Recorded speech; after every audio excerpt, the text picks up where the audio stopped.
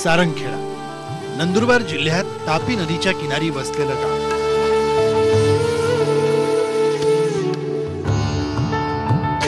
आणि याच गावात भरतो देशातला मोठा घोडे बाजार।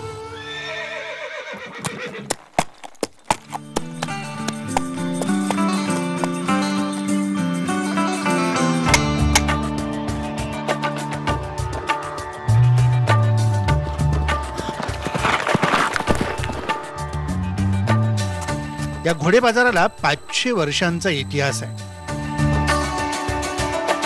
उत्तर भारतातून दख्खनच्या पठारावर जाण्याच्या मार्गावरच वसलेलं हे सारंगखेडा तापी नदीच्या पुरामुळे अनेक वेळा व्यापारी आणि सैन्याला सारंगखेडामध्ये थांबावं लागत असे।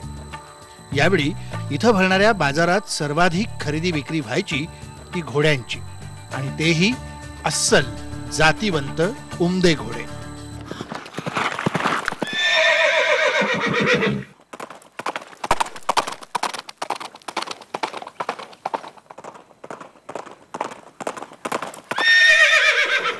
आता मी ज्या घोडीवरती बसलेलो आहे ही घोडी साधी सुधी नाही आहे, तर तब्बल 1.5 कोटी रुपये किमतीची ही पद्मा घोडी आहे।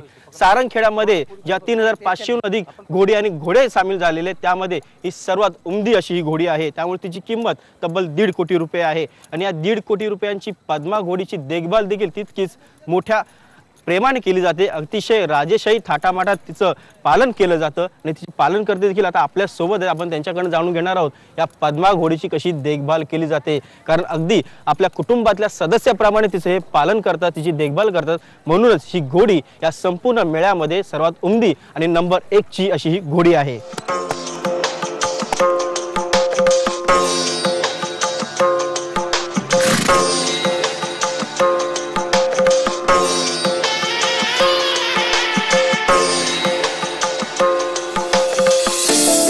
ये कहाँ सी घोड़ी है, आप इसके बारे में क्या बता पाएंगे? ये मध्य प्रदेश MP इंदौर की घोड़ी है, पद्मा इसका नाम है।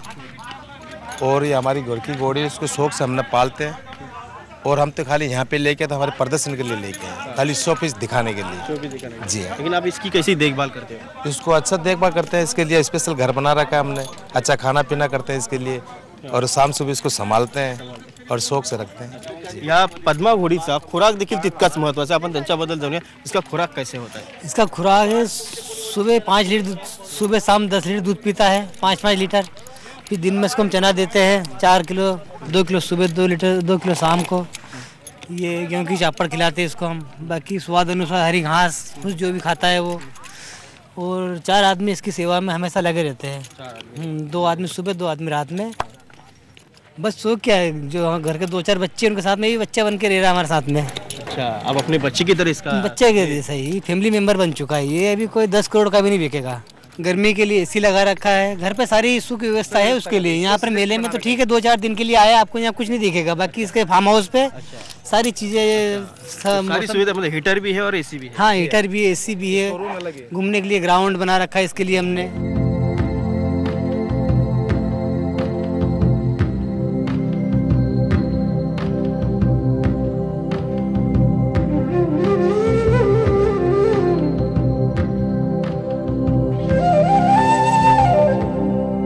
सारंगखेडा इथल्या अश्वमेळ्यामध्ये अनेक वेगवेगळ्या जाती आणि प्रजातींचे घोडे आलेले आहेत। त्या घोड्यांचे अनेक वैशिष्ट्य देखील आहेत आणि या वैशिष्ट्यपूर्ण घोड्यांमध्ये असलेल्या गुणवत्तेवरूनच त्याच्या घोड्यांची किंमत जी आहे ती ठरवली जाते। आणि त्या घोड्यांमध्ये नेमकं काय काय वैशिष्ट्य आहे हे इथं आपण बघत असाल। वेगवेगळ्या रंगांचे आणि वेगवेगळे गुणवत्ता असलेले हे सर्व घोडे आहेत, वेगवेगळ्या प्रजातींचे घोडे आहेत। आणि या सगळ्या घोड्यांबद्दल आपण डिटेल माहिती घेणार आहोत। आपल्यासोबत इथले जे तज्ज्ञ आहेत घोड्यांचे त्यांच्याकडून आपण बोलणार आहोत। निर्मल सिंग, मला सांगा नेमकं काय ह्या घोड्यांबद्दल सांगता येईल? आज सारंगखेडा अश्वमेळामध्ये वेगवेगळ्या प्रजातींचे जातींचे घोडे आहेत, त्यांच्या गुणवत्तेवरनं त्यांच्या किमती ठरतात। त्यांची नेमकी गुणवत्ता नेमकी कशी आपण बघितली पाहिजे आणि कसं त्यांची गुणवत्ता तुम्ही ठरवता?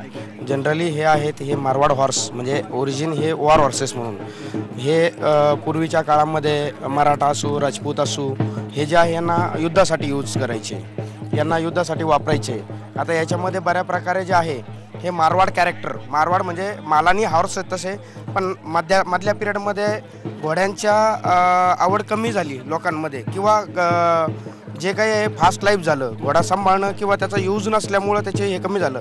पण जनरली राजस्थानमध्ये राजस्थानी कल्चर टिकून राहिल्यामुळं आणि घोड्यांना ॲज अ हॉर्स सफारीमध्ये यूज करत असल्यामुळं त्यांच्याकडं घोडे जिवंत राहिलेत. त्यात जे आहेत हा मारवाड घोडा आहे. आता हा जो घोडा आहे याचा तुम्ही नेक प्रोफाईल बघा, हे तुम्हाला कुठल्याही घोड्यांमध्ये जनरली बघायला भेटणार नाही. हा हेड जो आहे म्हणजे याचं जे मान जे आहे हा कंटिन्यू वर ठेवतो. जनरली थरोब्रीडमध्ये मान खाली ठेवतात. रेस हॉर्स असल्यामुळं त्याला ग्रीप घेण्यासाठी ती ब्रीड त्या पद्धतीची पैदा झालेली आहे. आणि ही जी आहे ही फक्त युद्धासाठी यूज केलेली ही जात आहे. हो युद्धासाठी घोडे. पण या घोड्यावरती आपल्याला हो याच्यावर जे आहे आता घोडा घेताना आम्ही लोक जनरली ही माथ्यावरची भवरी बघतो. ही जर खाली जर असेल तर आम्ही याला अश्रूढाळ म्हणतो, म्हणजे अश्रूढाळ म्हणतो. त्यानंतर याला तुम्ही बघता इथं एक देवमन दिसतोय. देवमन असणं म्हणजे सगळ्यात मोठं चांगलं प्रतीक आहे घोड्यामधलं. आता जसं मारवाड ब्रीड आहे, मारवाड ब्रीडमध्येच एक नुकरा ब्रीड आहे. जसं घोड्याचे 7 कलर, आपले जे 7 कलर आहे त्यापैकीच हा एक कलर आहे घोड्यांमध्ये. या नुकरा ब्रीड ही जनरली आपण पंजाब प्रांतात बघायला बघते. याची जी वैशिष्ट्य आहे की हा टोटली सफेद असतो, याच्यावर कुठलाही डाग नसतो आणि हीच या घोड्याची सुंदरता आहे. आता ही जी आहे ही घोडी आहे. आता घोडीचं हे बघत असताना आम्ही ज्यावेळेस ब्रीड करतो त्यावेळेस तिचं नेक प्रोफाईल बघतो, तिचा फेस बघतो. रोमन नेक नको आहे, फेस बघतो, तिचे कान बघतो. त्यानंतर सगळ्यात महत्त्वाचं म्हणजे तिचा हा पोटाचा पार्ट बघतो, जेणेकरून ब्रीडिंगला ती चांगल्या प्रकारे यूजमध्ये. देन आम्ही हाईट बघतो, म्हणजे चांगले बच्चे ज्यावेळेस प्रोड्यूस करतो त्यावेळेस घोडा आणि घोडी यांचं आम्ही चांगल्या प्रकारे कॉम्बिनेशन बघून मग ब्रीड करतो आम्ही. सर्वात उमदं जनावर कुठलं? मारवाड ब्रीड हे वॉर हॉर्सेस आहे. हा गरम ब्लड असतं याचं आणि हा मालकाशी खूप म्हणजे प्रामाणिक असतो हे ब्लड जी. तर आपण बघितलं की ह्या वेगवेगळ्या घोड्यांमधले काय काय वैशिष्ट्य आहे आणि त्यांच्या वैशिष्ट्यावरनं त्यांची गुणवत्ता जी आहे ती जोखली जाते.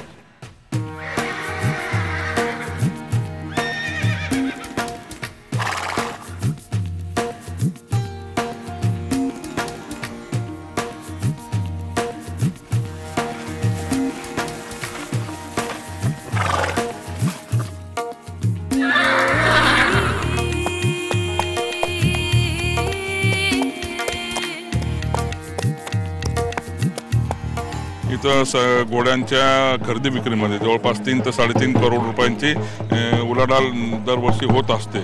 आणि त्याच्यानंतरचे अनेक इथं आर्थिक चक्र इथं फिरत असतं. सारंगखेड्याचा अश्व बाजार इथं जवळपास 2700 ते 3000 अश्व दरवर्षी कमी जास्तीमध्ये येत असतात आणि 50% अश्वांची विक्री इथं होत असते. सारंगखेड्याचा अश्व बाजार कायमच तेजीमध्ये असतो. यावर्षी नोटबंदीच्या पार्श्वभूमीवर सुद्धा एवढा त्रास आम्हाला जाणवला नाही.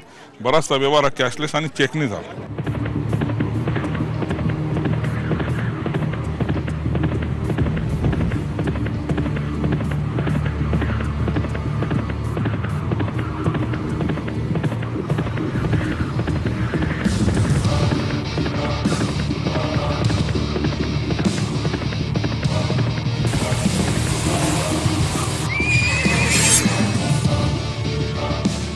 छत्रपती शिवाजी महाराजांची घोडी कृष्णा घोडी ही पंचकल्याण घोडी होती. अतिशय दुर्मिळ जातीची घोडी होती आणि याच घोडीचे काय काय वैशिष्ट्य आहेत ते आज आपण जाणून घेणार आहोत. कारण तशीच पंचकल्याण घोडी या सारंगखेड्याच्या अश्वमेळ्यामध्ये देखील आपल्याला पाहायला मिळते. आपण इथे माझ्या बाजूला बघत असाल ही ती घोडी आहे पंचकल्याण घोडीसारखीच. हिच्या नाकापासून वर मस्तकापर्यंत हा सफेद रंगाचा टिळा आहे आणि या टिळ्याबरोबर अगदी माथ्याच्या अगदी बरोबर आपल्याला इथे भोवरा देखील पाहायला मिळतोय. हा भोवरा आणि हे मस्तकावरती असलेला सफेद टिळा अतिशय शुभ समजलं जातं. आणि त्याचबरोबर या घोडीचे आपण जर कान बघितले वरच्या बाजूला, हे कानाची वरची जे टोकं आहेत ते टोकं खालच्या बाजूला आहे जमिनीच्या दिशेला. ती मारवाड जातीचं एक लक्षण असल्याचं समजलं जातं. आणि तसे ज्या घोडीच्या मागच्या बाजूला 2 भोवरे देखील आहेत. हे 2 भोवरे जे आहेत तिथे आपण बघत असाल हा एक भोवरा आणि हा एक भोवरा, हे दोन्ही भोवरे त्या घोडीचं आयुष्यमान वर्तवतात. आणि हे असं आयुष्यमान असलेली ही घोडी. आणि त्याचबरोबर या घोडीच्या आपण खाली मानेजवळ बघितलं इथे देवमन आहे. हा देवमन सुद्धा एक शुभ संकेत असल्याचं समजलं जातं. अतिशय दुर्मिळ अशी हा घोडी असतात. या दुर्मिळ घोडींचा इथे मेळा जो आहे ते आपल्याला सारंगखेडा इथे पाहायला मिळतो. आणि याचबरोबर या घोडीचं आणखीन एक वैशिष्ट्य म्हणजे या घोडीचे 4ही पाय आपल्याला गुडघ्यापर्यंत सफेद रंगाचे आहेत असे आपल्याला इथे दिसत आहेत. ही पंचकल्याण घोडीचं वैशिष्ट्य आहे. घोड्याच्या माथ्यावरती सफेद रंगाच्या टिळा, घोडीचे चारही पाय गुडघ्यापर्यंत सफेद रंगाचे आणि घोडीच्या माथ्यावरती बरोबर मधोमध भवरा. अतिशय दुर्मिळ जातीची ही घोडी आहे, फार सापडत नाही अशी दुर्मिळ घोडी इथे आपल्याला पाहायला मिळते. जी छत्रपती शिवाजी महाराजांची कृष्णा घोडी होती ती हुबेहूब अशीच होती, त्यामुळे अशा या घोडींना खूप मागणी आहे.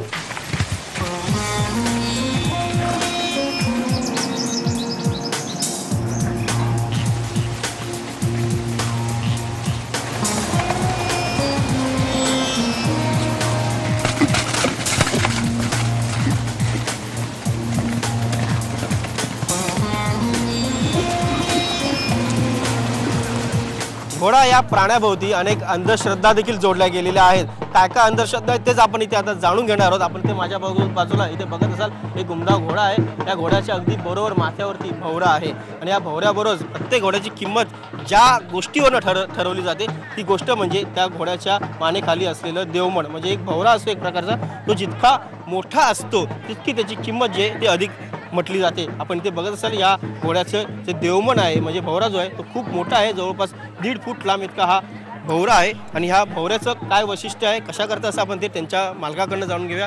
या घोड्याचं काय काय वैशिष्ट्य आहे? देवमन खूप मोठं आहे, माथ्यावरती देखील भवरा आहे, काय सांगा? हे जे लक्षण आहे हे माथ्यावरचं हे सर्वात शुभ लक्षण मानलं जातं. याच्यात त्यांना हे लक्षण बघितलं जात असतं. पुन्हा ही माथ्याची एक भवरी असते 2, त्या भवऱ्या बघितल्या जात असतात.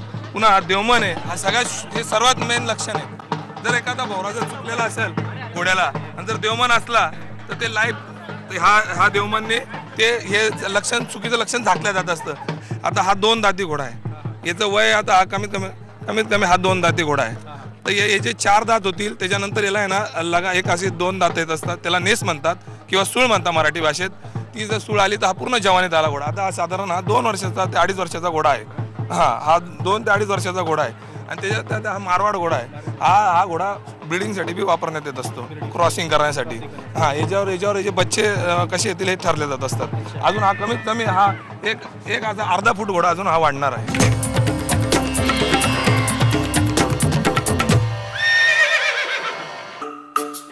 हाँ, ये ऐसे अपने नाखून रहते बड़े बड़े तरीके से, जो ज़्यादा बड़ा नाखून होता है घोड़ा गिरता है.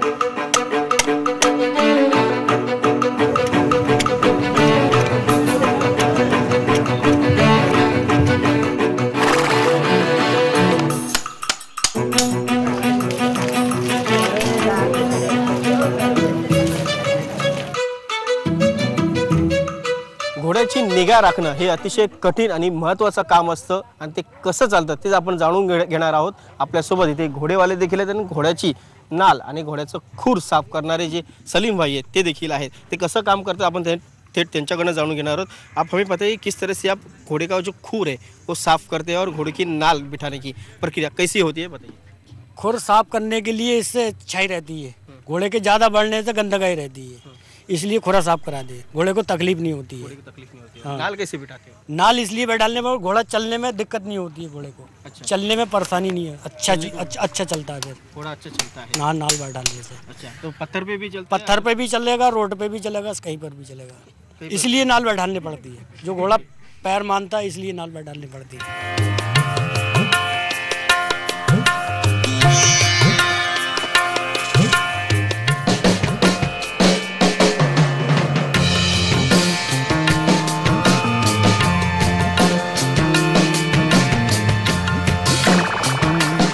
महाराष्ट्रातील नंदुरबार जिल्हा अनेक गोष्टीमध्ये विकासाच्या दृष्टिकोनातून मागासलेला आहे. विशेषतः मानव विकास निर्देशांकामध्ये शेवटचा जिल्हा म्हणून नंदुरबार आहे.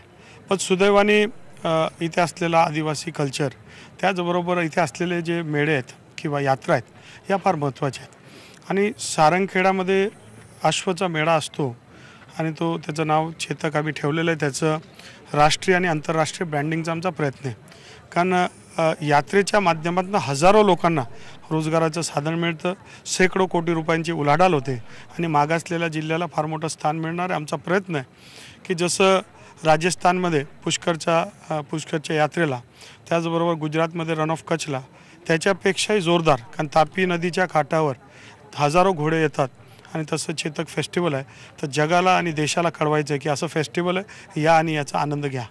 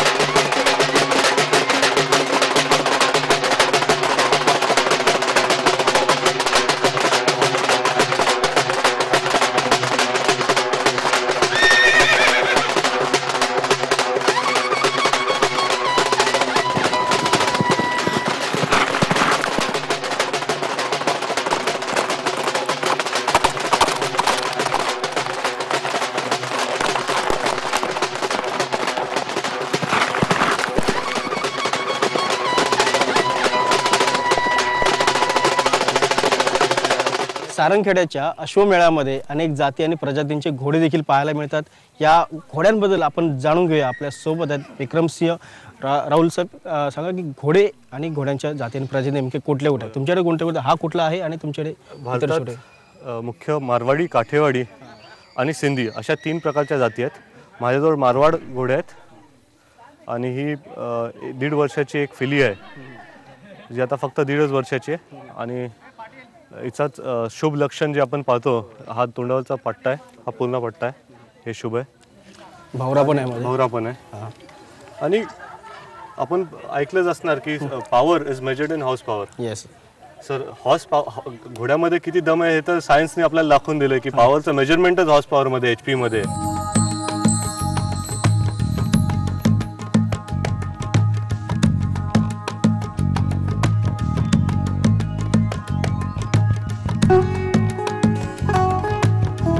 अर्जेंटिनामध्ये एक फॅलाबेला फॅमिली त्यांनी तयार केली ही ब्रीड। हे गाईड हॉर्सेस म्हणून यूज करतात यांना विदेशात, ज्यांना मेडिकल हेल्प पाहिजे असते तर त्या लोकांसाठी हे घोडे खूप हुशार असतात ते। पण आज मला वाटतं याचा काही मूड दिसत नाही, सगळ्या एवढ्या नवीन लोकांना खेळण्याचा मूड आहे, खेळण्याचा मूड आहे त्याचा। पण याची हाईट ही एवढीच असते, वाढत नाही। अच्छा, पण हे भारतीय वातावरणात राहू शकतात? जी, राहू शकता पूर्णपणे।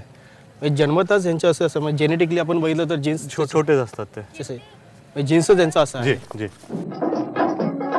हिमथडीच्या तटानाळा, हिमथडीच्या तटानाळा, यमुनेचे पाणी पाजा, महाराष्ट्र माझा। महाराष्ट्राचं गौरवगीत जय जय महाराष्ट्र माझा। आणि या गीतातल्या ओळी आहेत, भीमथडीच्या तटांना या, यमुनेचे पाणी पाजा। भीमथडीची ही घोडी आता नेमकी आहेत तरी कुठे? ना कुठल्या फेस्टिवलमध्ये, ना कुठल्या गावामध्ये। महाराष्ट्राच्या इतिहासात रणांगणामध्ये महत्त्वाची भूमिका बजावणारी ही भीमथडीची घोडी त्यांना जतन करायला खरे तर महाराष्ट्राच्या जनतेला जमलंच नाही।